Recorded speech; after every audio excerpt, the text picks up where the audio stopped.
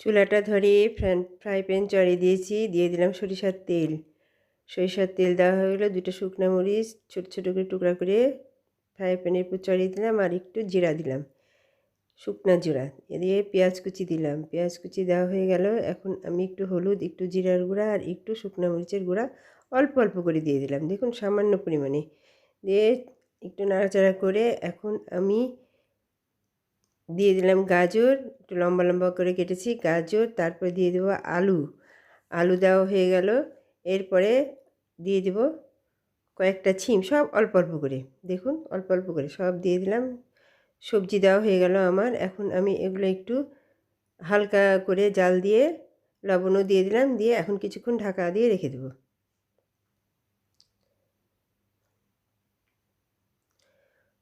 Poppy works চ্যানেলে সবাইকে শুভেচ্ছা জানাচ্ছি। বন্ধুরা, নতুন একটি ভিডিও নিয়ে দেখুন আপনাদের সামনে আমি চলে এসেছি। আমি এখন ওই সবজিগুলোর মধ্যে পুঁই মুচড়ি, যেটা পাকেনি, না পাকা, কাঁচা অবস্থায় সবুজ কালার হয়ে আছে, দেখুন এই পুঁই মুচড়িটা ভাজি আমি দেখাবো আপনাদেরকে। পুঁই মুচড়ি ভাজা, যেমন পুঁই শাক ভাজি করি আমরা, ঠিক সেই রকম পুঁই মুচড়ি ভাজি। দেখুন আমি সব সবজির মধ্যে পুঁই মুচড়ি দিয়ে একটুও পানি দেব না, অল্প আঁচ দিয়ে আস্তে আস্তে ধীরে ধীরে আমি এই সবজিটা রান্না করব। পুঁই মুচড়ির সাথে আলু, ছিম আর গাজর।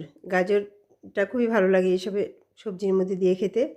এমনি গাজর কিন্তু আমাদের খেতে ভালো লাগে না, কিন্তু সবজির মধ্যে দিলে গাজরটা খাওয়া হয়ে যায়। দেখুন আমার ভাজি প্রায় হয়ে গেছে। এখন সুন্দর করে আবার একটু নাড়াচাড়া করে কিছুক্ষণের জন্য আবার ঢেকে দেব অল্প আঁচে, এবং সবজির পানি দিয়ে সবজি সিদ্ধ হয়ে যাবে এবং সুন্দর ভাজা হয়ে যাবে। এই মুচড়িটা আমি পাকার আগে, মানে লাল হওয়ার আগেই আমি এই রান্নাটা করি। এই রান্নাটা একটু অন্যরকম স্বাদ, অন্যরকম টেস্ট হয়। দেখুন ভাজা ভাজা হয়ে গেছে, সবজি রান্নাও আমার শেষ। এখন আমি সবজিটাকে একটি পাত্রে ঢেলে নেব এবং খাওয়ার জন্য রেডি করব। সব কিছু অল্প অল্প মশলা দিয়ে এই সবজিটা ভাজি করলে খেতে যা টেস্ট লাগবে, একবার করে দেখুন। এই কাঁচা পুঁই মুচড়ি, যেটা পাকেনি, সেই পুঁই মুচড়িটা সবুজ কালার হয়ে থাকে, দেখুন দেখতেও মজা, খেতেও মজা। একবার এই সবজিটা রান্না করে দেখুন, সবাই খেতে খাবে এবং আলু, গাজর, ছিম সব একসাথেই ভাজা হয়ে যাবে।